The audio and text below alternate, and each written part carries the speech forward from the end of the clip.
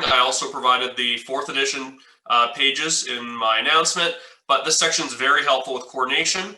And coordination, of course, will be a topic on our first test that will happen after our fall break. And then, of course, if you go to the PTV Vistro online resource here, session 3, signal optimization, very, very handy tutorial how to do what we're going to do today.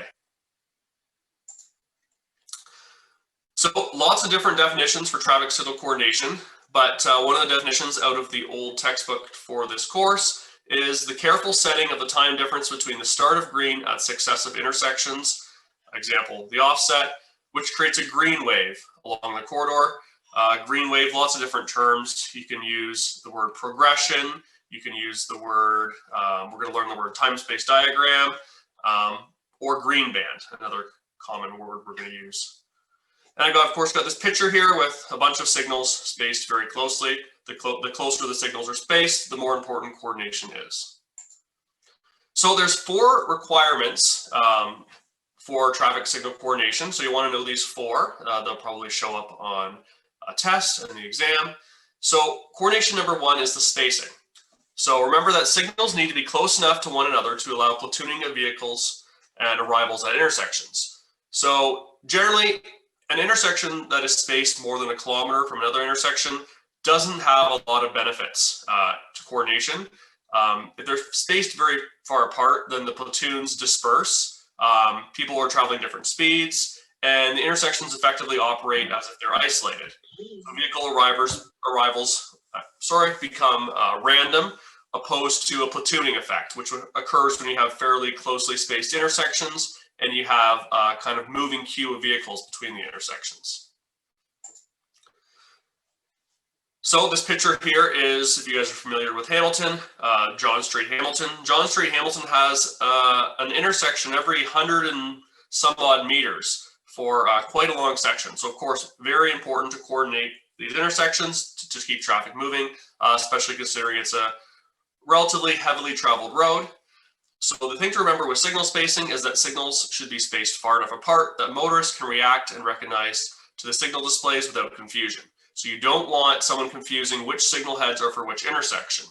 That does every once in a while is a possibility. And when you have closely spaced intersections, you would want to look at installing something called a programmable signal head. So if you want to, if you have some free time, look up what a programmable signal head is. But basically what it is it is a limited vision head that's supposed to make it so there's only a small area where you can see the signal indications. Otherwise, you won't see them until you pass the intersection in front of them. So traffic signals will interrupt and delay traffic flow, especially when not efficiently timed. Having sufficient signal spacing reduces queuing through the intersections, and it's recommended to try and keep intersections about 200 meters or so apart if possible. That's not always possible. It really depends on the network, especially if it's an older network. You'll have signals located possibly much closer than this. And for traffic signals that are very, very close together, they should be considered for fixed time operation, or they should have the intersections run in unison with one controller. So further down John Street here, you'll have the access to Hunter Street and the access to the GO station. Those are an example of signals that are basically 2 traffic signals with one controller that are running in unison. So the requirement number 2 of coordination, a very important thing to remember, especially when we are using Vistro later this class, would be you need to have a common cycle length. So if one intersection has a 90-second cycle length, the other intersection should have a 90-second cycle length. So this is usually determined by the critical cycle length within the corridor. So if you have a corridor of, let's say, 10 intersections, you'll probably want to look at calculating the minimum cycle length on the biggest and busiest intersection with the most amount of phasing. So if, for example, that intersection has a minimum of 100-second cycle length, and even though all the other intersections may be able to make do with an 80-second cycle length, if you want to coordinate all of those intersections with the busiest, largest intersection, then they'll all need to be on a 100-second cycle length. So long cycle lengths combined with coordination can result in excessive side street or pedestrian delay, which often yields to complaints. So if the odd circumstance where you have a corridor that has a 120-second cycle length, as an example, you might find that there's a minor intersection within your corridor that could run on a cycle length as low as 60. So in this case, you could run a 60-second cycle length with a 120-second cycle length because it's divisible by 2, and it would be called double cycling. But that would be, I'd say, fairly rare. It wouldn't be something that you would do all that often. So coordination requirement number 3, the mode of control. So typically, to operate most efficiently, you would use fixed time conditions because they have a predictable start and end of the green. But, and this is a big but, it's very, very common to use semi-actuated as the mode of control in coordinated areas. So the cycle lengths cannot vary. They need to stay the same, but the side street phase length and the main street phase length do vary.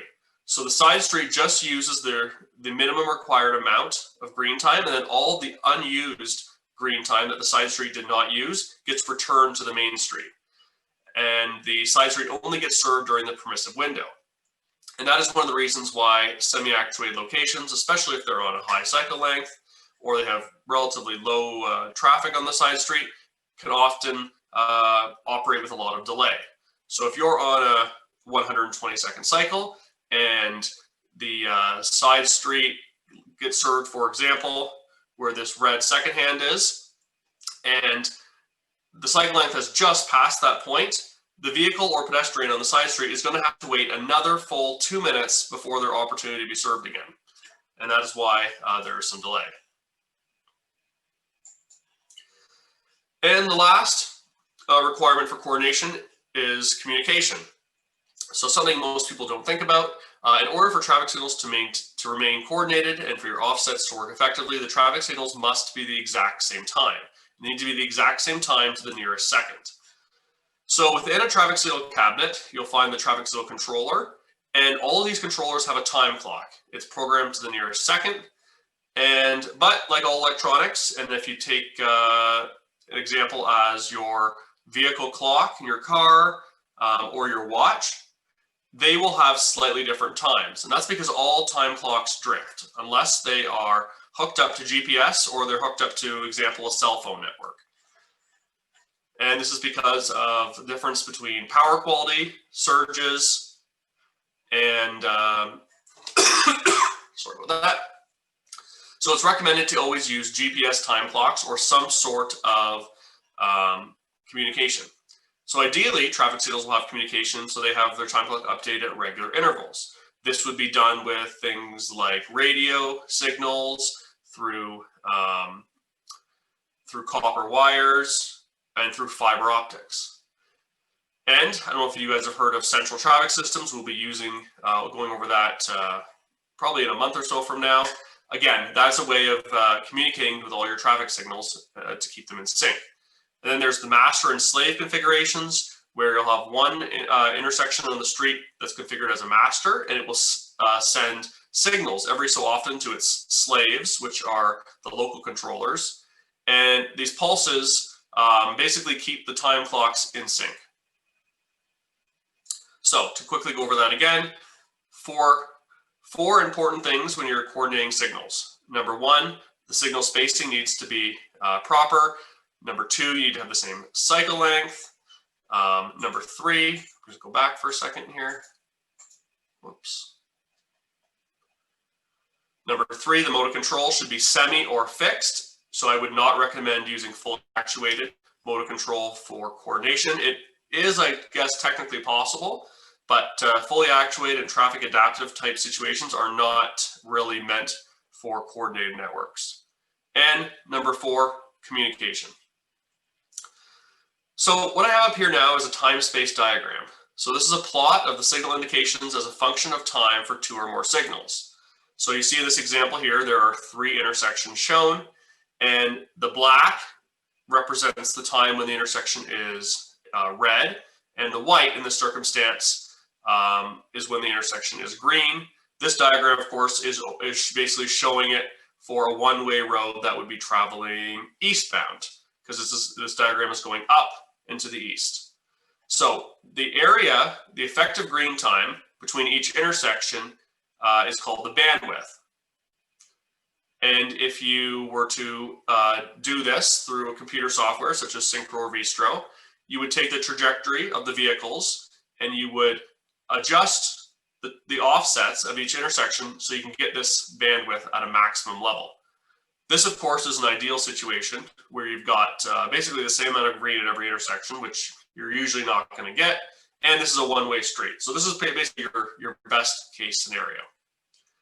So this is called a time-space diagram.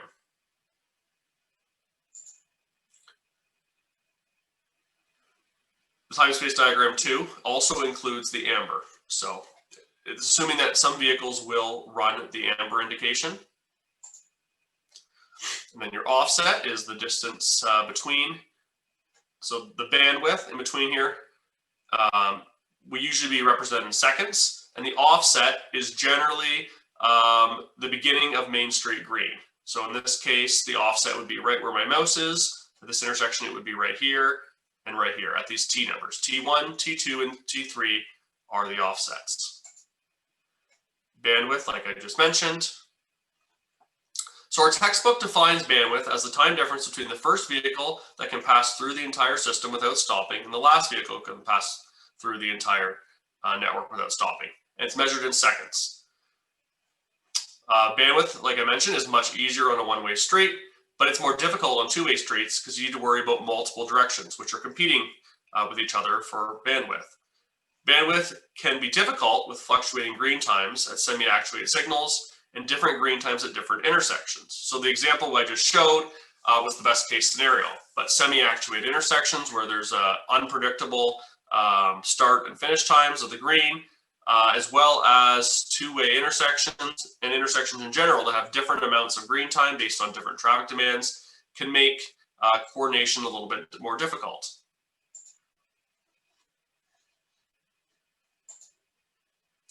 So in this example, there's a 35-second bandwidth here. There's a 35-second bandwidth there. Notice that even though there's a little bit more additional green time, we don't include that because the top, again, has 35 seconds. So in this example, the middle intersection, intersection B, even though more green time is allotted, it still doesn't change the bandwidth because the bandwidth is really based on the trajectory from the first intersection A and the last intersection C. Okay, so now another term is the offset, which our textbook defines as the difference between when the upstream intersection and the downstream intersection turn green. This is measured in either seconds or the percentage of the cycle. So if your offset, if on a 90-second cycle, your offset was 45, it would be either classified as 45 seconds or as a 50% offset. The offset cannot exceed the cycle length. So if you have a 100-second cycle, your maximum offset is 99. Once you move your offset over after 99, it becomes 0 again. Generally, you will set either the first intersection in a series or the critical intersection as the offset reference point. So usually you make that offset 0. And offsets can be difficult with fluctuating green times at semi-actuated locations or with different green times at different intersections, like I mentioned before. So this is a formula to determine the ideal offsets. So the ideal offset is basically, whoops, sorry about this. Basically the distance between the signalized intersections, which are in meters, divided by the average vehicle speed, which you would convert to meters per second. So I think by now, everyone's probably familiar with the conversion from kilometers per hour to meters per second. You basically either multiply by 0.278, or what I do, which I find easier to remember, is divide by 3.6. So 50 kilometers an hour divided by 3.6 would be 13.9 seconds. This is going to lead into some calculations in just a minute. So what we're going to do is, and this is something we will do as a manual calculation, are offsets on a one-way street. We're not going to do offsets on a two-way street because it becomes very, very difficult and time-consuming to try and calculate that. So, but we're going to use, just to try and reinforce this into what the software is doing, we're going to calculate these for a one-way street. So in my example here, and in the example you'll see, you're going to see intersections labeled, at least 2. In this example, there's 5 intersections: A, B, C, D, and E. We've got that the posted speed and the average speed is 50 kilometers an hour. I'll just make a note that you don't want to calculate offsets based on the fact that people might be speeding. You really want to calculate them based on the posted speed, because that encourages motorists to drive the posted speed.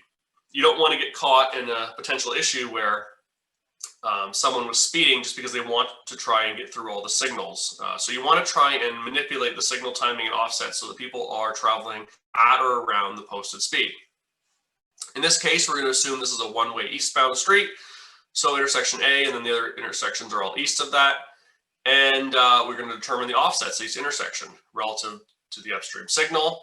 So the first step you're going to do is you're going to convert the speed in kilometers an hour to meters per second.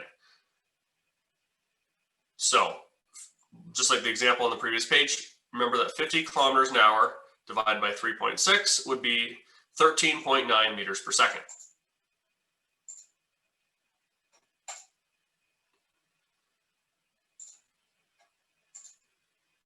All right, so I used to do this example on a whiteboard and get people to help me do the calculations here, but we're going to do it a little bit differently since we're doing this online only. So I'm going to just get everyone to get their calculators out if they have them. This is a fairly easy calculation, so you could also use your cell phone or your computer's calculator as well. So what I'm going to do is I'm going to get someone to calculate the offset for intersection B. So it's a fairly simple formula. You basically take the distance between intersections, which is 260 meters, and you divide it by 13.9 seconds. Somebody, I guess, shout out when they've got that answer.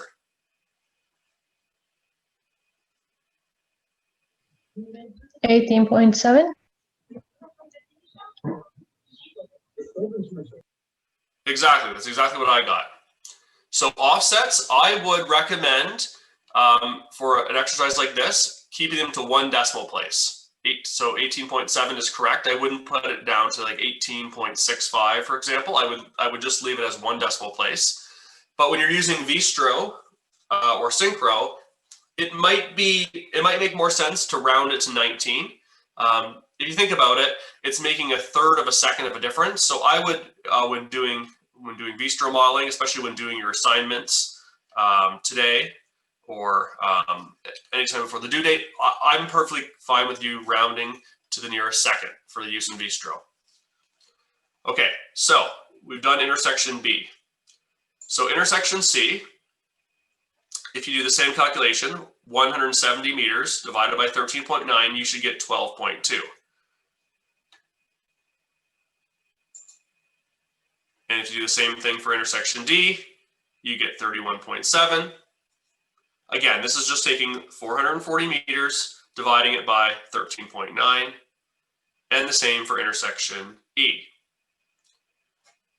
Now, to get the answer for intersection C, you'd actually don't use the number 12.2. You have to add 12.2 seconds to the previous offset you calculated for intersection B. So I'll get someone again to shout out what the correct offset would be for intersection C.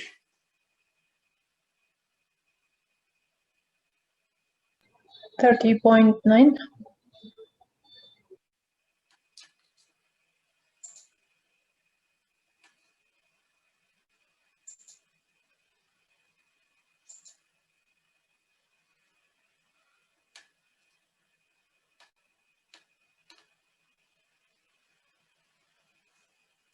I just got to go back here for a second here. Okay. Yes. So I think someone said 30.9. So that is correct. So you take 12.2 seconds, and then you add it to your previous number, which is 18.7 seconds. So then you do the same thing for intersection D. You add 30.9 to 31.7. And in this case, you get 62.6.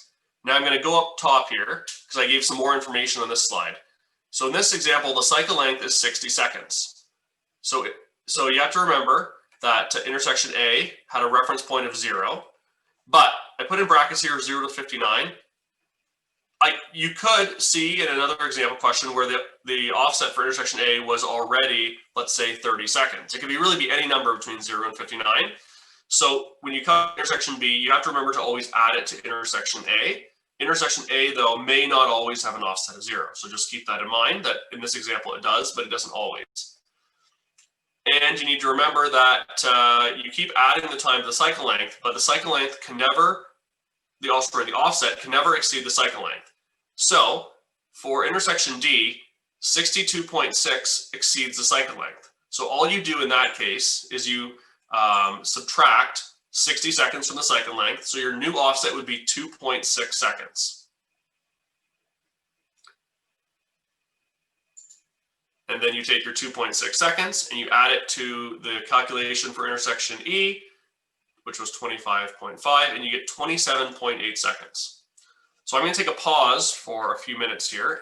And if anyone has any questions, I will attempt to explain them. I know it's a little difficult doing this online opposed to in a classroom setting, but if anyone has any questions about how these numbers came to be, please ask away.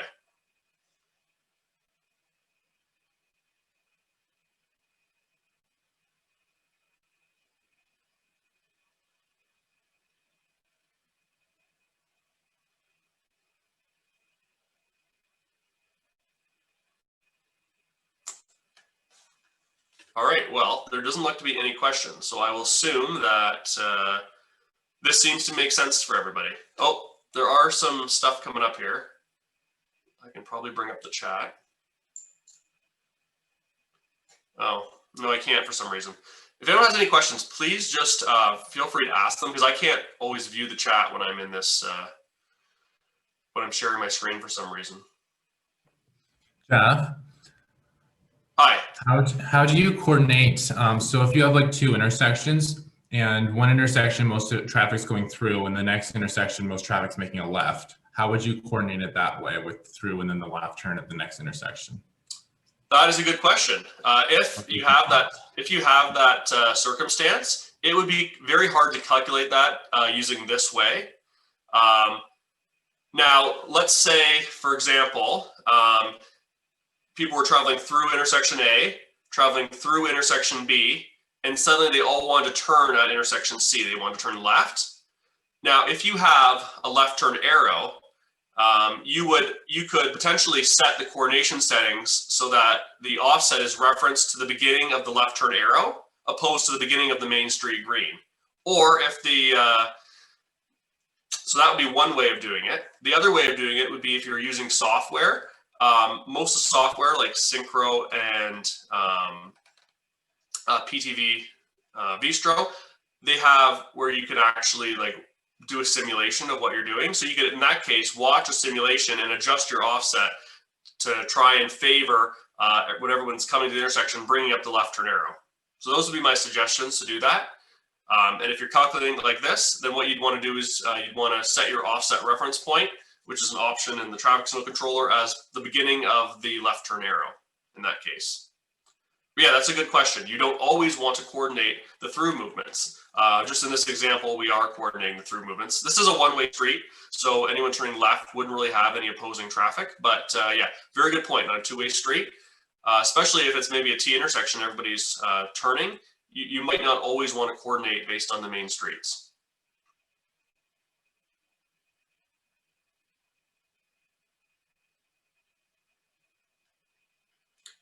All right, anyone else have any questions?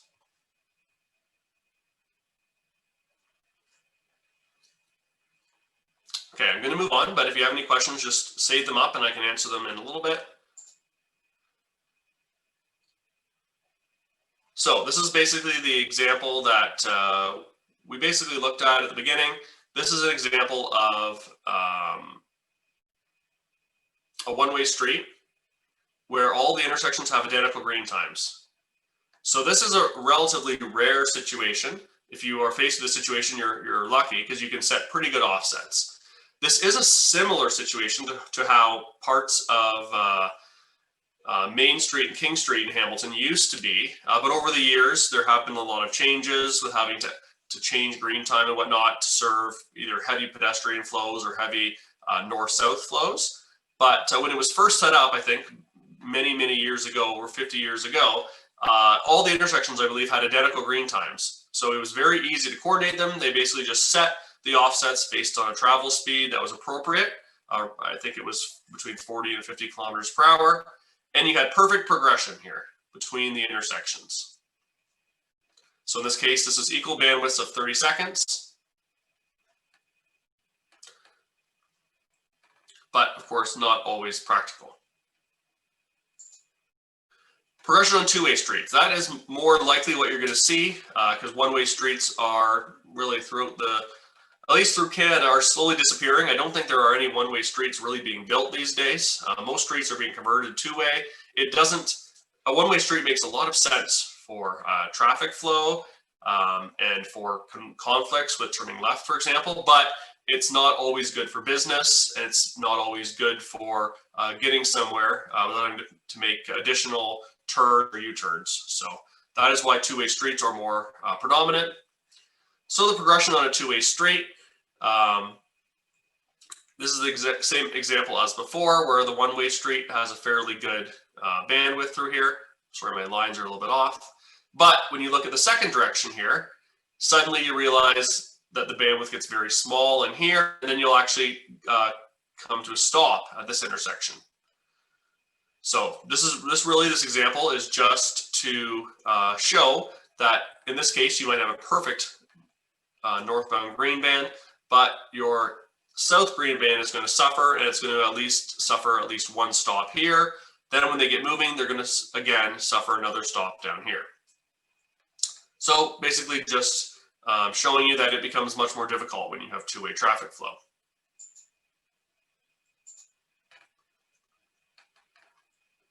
So changing an offset to allow for progression in one direction often impacts the opposing direction by reducing the bandwidth or eliminating progression altogether, which would mean a vehicle stops.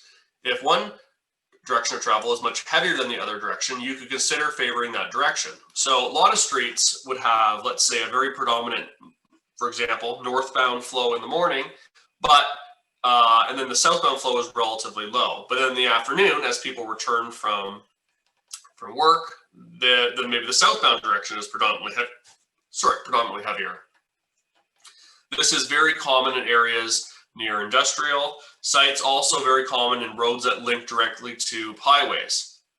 So if you're traveling in Hamilton, you will notice that the link has definitely peaking. You'll notice that in the morning, people are heading on the link to try and get to the 403, but in the afternoon, they are then coming back from the 403, and rather than traveling, having a heavily westbound flow, they now have a heavy eastbound traffic flow. And you notice the same thing on arterial roads, such as Aberdeen Avenue. Aberdeen Avenue has most of its traffic traveling westbound in the morning as people try and get to the 403. And then in the afternoon, that reverses and people are more so going eastbound in the afternoon. So you can, when you set up your intersection offsets, you'll likely want to have different plans. You want to have a morning plan, maybe a midday plan, then maybe again a different plan that runs in the PM peak.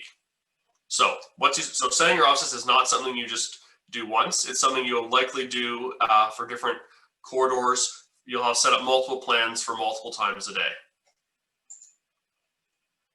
So there's a few different methods of progression that we're going to go over. These are again all in the textbook, starting on page 481.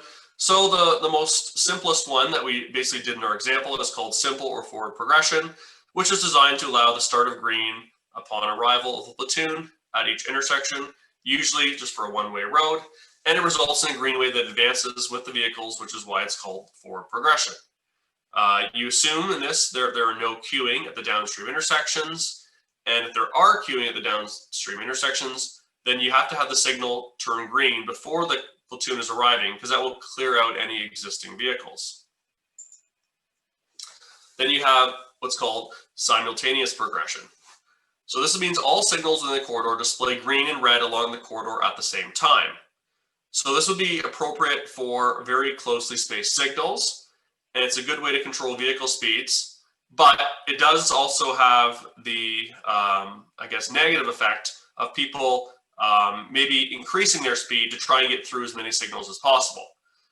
This can prevent the queue spillback because the signals are going to go green, amber, and red at approximately at the same time. And it does not necessarily guarantee the complete progression through the corridor. So you'll see in this example here that when you start out, we'll start here at intersection 0, and as you go up, as you get closer to this last intersection here, you're reducing the chance you're going to get through the green unless you're actually speeding, and the same goes if you're traveling the other direction. Then you have alternate progression. So this requires uniform block lengths, and then you have the single alternate progression where every other signal displays green simultaneously, and the bandwidth efficiency would be approximately 50% if the splits are 50-50. Again, the chance of your splits always being 50-50 is relatively low, but when I say here every other signal displays green simultaneously, you can see that this green, this green, and this green are every other, and then very same here, this green, are every other. So you have the effect where the vehicles are traveling and they get great progression in either direction, basically making this big X. And there are some suggestions here that if you're using these cycle lengths and then these speeds, which have been converted to approximately kilometers per hour, these are the block lengths you would use. Of course, the chance of you setting up a whole road network before it was even built, based on what kind of progression works best, would be that it's really never going to happen. That's not one of the things that is usually looked into when they're setting up new roads and blocks. So the chance of being able to have a perfect uniform block length corridor would be relatively low.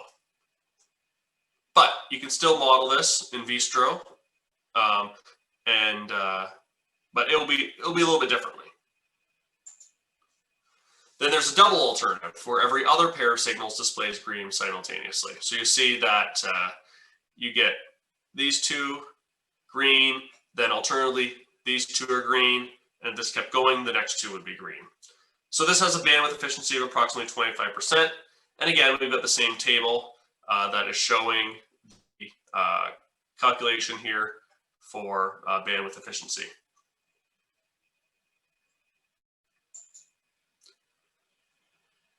So here's just a quick exercise if you want to follow along. This will be determining alternating system type based on average travel speed. So in this example, you have a downtown grid with equal block lengths of 150 meters. The average travel speed is 56 kilometers per hour, and the cycle length is 60 seconds. So you want to determine whether a single, double, or triple alternating system is appropriate. So another relatively simple formula: cycle length divided by 2 equals the block length divided by the tune speed. So this is doing single, double, and triple. So I'm just going to put them all out here. So if you were to go through and do these calculations, you would see that 54 kilometers an hour is the closest to your average travel speed of 56 kilometers per hour. Therefore, a triple alternate system is preferable as its required progression speed is similar to the average travel speed. I'm not going to spend a lot of time on this because this isn't a question I'm going to ask on your test or your exam. Just something to keep in mind. This would be some of the manual calculations involved with trying to calculate the offsets. So of course, you're going to be thankful that we don't really do this anymore. Nowadays, we use computer programs such as Synchro or Vistro, which we don't really have to do these types of calculations. We really just look at a time-space diagram and adjust things accordingly. So we're going to talk quickly about the effect of queued vehicles at signals. So like I mentioned earlier, the offset requires an adjustment to account for vehicles queued at the stop bar of a downstream intersection. And there's a formula expressed as the offset adjustment equals L divided by S. So the same calculation we just did before, which is the vehicle block based on the divided by the average travel speed. But then we actually adjust the offset by this extra calculation at the bottom, where Q is the number of vehicles queued per lane, and H is a saturation headway. That's just a standard consistent number we use of 2 seconds. And then we subtract the lost time, typically 2 seconds. Lost time is basically the amount of time it takes for a driver to react. So in this case, 2 seconds is a fairly standard value used. So it usually would take somebody 2 seconds to comprehend that the signal has changed from, for example, from red to green. And this diagram explains that even though this line right here may project perfectly to the start of green, if there are vehicles queued, which is the example here, vehicles are going to end up being stopped for a few seconds until the queue clears. So we'll do a quick exercise here. So we want to find the offset for a link of 500 meters with no standing queue at the downstream signal and a platoon traveling at 50 kilometers per hour. And then after that, we're going to resolve it based on a queue. So to find your ideal offset, you take the link distance between signals, same as we did in the earlier exercise, which was 500 meters, and you divide it by the operating speed. So 50 kilometers per hour gets converted from kilometers per hour to meters per second, and you get 36 seconds. So that means that for this intersection, let's say this is intersection A, let's say intersection A had an offset of 0. So the intersection B would have an offset of 36 seconds. So this is the exact same thing we did when we were calculating offsets a few minutes ago. But now we need to resolve if there's a standing queue of 6 vehicles per lane. And the reason it says 6 vehicles per lane is because we don't know whether or not this is a multi-lane roadway. If this was a multi-lane roadway and we had 12 vehicles, we would assume that vehicles generally would stack evenly because vehicles want to usually get through the intersection as fast as possible. So we don't take into account maybe that more vehicles may be in the right lane than the left lane. So we would just, in this case, always look at the number of vehicles per lane. And then we assume that the values for the saturation headway and lost time are the consistence of 2. So to change your offset based on the queued vehicles, you take your 36 seconds and then you subtract 6 vehicles times 2, which would be your saturation headway, and then you add 2 seconds for lost time. So in this case, you would have 36 seconds, and then you'd subtract 12 seconds. So your offset is 22 seconds. So what this means is 12 seconds before you think the vehicles are going to come through and be set up perfectly for a green, you need to have the signals change 12 seconds in advance to take into account that there's probably going to be a queue of 6 vehicles per lane, and each vehicle is going to take a couple of seconds to get through. So does this formula make any sense? If anyone has any questions about this, I'll let you interrupt me for a minute before I move on to anything else. This is something that could possibly be on the test.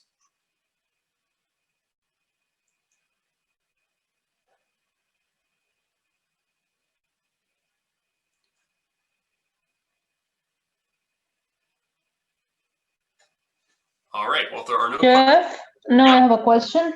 Yeah. Why is it like 12 seconds? Is it just the number of cars by the 2 seconds for each car? That's how many seconds we need to like start the signal earlier? I didn't get this. Oh, sorry, I should have said, it should actually be 14 seconds, not 12 seconds. Yeah, like 4. Sorry, Okay. 6 times 2 is 12. Sorry, that's where I got the 12 from. But then you add 2 to get 14. So 36 minus 14 is 22. Sorry, that's my mistake. It was actually 14 seconds. Okay. So basically, whatever you calculate based on the number of vehicles, you just add 2 seconds, which just accounts for lost time. Okay, so that's the number we need to use. Yeah, like, sorry, that's my else. mistake. This number would Okay. actually be 14, not 12. Okay, thanks. So on a final note, you can do all these calculations, but once new offsets are implemented, either by doing this in the field or by doing it through some sort of central control, I think it's always a good idea to adjust your offsets afterwards based on the field conditions. So just because you go through your calculations and you create what seem to be perfect offsets, my recommendation, if you end up being in the traffic signal timing field when you guys graduate from this program, is to always, always, always go out and actually check your work. There's nothing beats or replaces watching field conditions. So something to keep in mind for any of your future jobs or any co-op opportunities you might have as well. So now we've gone through those calculations, we are going to get ready to use PTV Vistro. So one of the main reasons that software packages for traffic signal optimization and progression were invented and are so popular are because it's a very relatively simple way to adjust your offsets without having to do a series of manual calculations. One of the problems with manual calculations is every single time you want to change your signal timing plan, you're going to need to then recalculate all of your offsets again. So we're going to actually shortly be using PTV Vistro to do this for us. So I really think there's 5 steps that are involved. The first is creating the network, and you need to have at least, something to remember, is you need to have at least 2 intersections for coordination. If you only have 1 intersection, there's no point coordinating it because there's nothing to coordinate it with. So coordinating signals is really only good if you have 2 or more signals. So you want to create your network in Vistro of at least 2 signals, and then you want to add all of your lane geometry. Then once that's done, you go through and did what we did during last class. You enter your traffic volumes, your phasing, your minimum timing values, and settle your recalls accordingly. So once steps 1 and 2 are complete, you want to make sure everything's correct. It's best to double check everything before you move on, because if you start changing stuff, you're kind of gonna waste time if you haven't set everything up properly. So make sure that steps 1 and 2 are correct, and then you need to ensure your coordination type and the coordinated phases are set to 2 and 6. So to coordinate intersections, you're going to pick which phases you want to coordinate. 2 and 6 should usually be your coordinated phases, since those are the main streets. It is possible not to coordinate with those 2, but 2 to 6 are going to be the default phases for coordinating. And I believe Vistro is going to automatically check those as the coordinated phases. We'll try this out shortly, but every time I've done it, it seems to automatically do it. So once that's done, you then have to create what's called a coordination group. Then you draw a route using the software, and then you have to create a reverse route. Once you've done that, you'll get the time-space diagram, which is what I've shown on the right. That's an example time-space diagram from Vistro when I was playing around with it. And from there, you can adjust and slide these bars to adjust your offsets to have maximum bandwidth. So this would be a good time for everyone to start opening up Vistro, and then we will go through this. So I'm going to give everybody a 5-minute break just to kind of get themselves set up with Vistro. Just have it opened up. You don't have to do anything else. And then I'm going to go through these steps. Okay, so this is a good time to take a 5-minute break if you need to do anything. But please try and open up Vistro, and then we will resume in just a few minutes.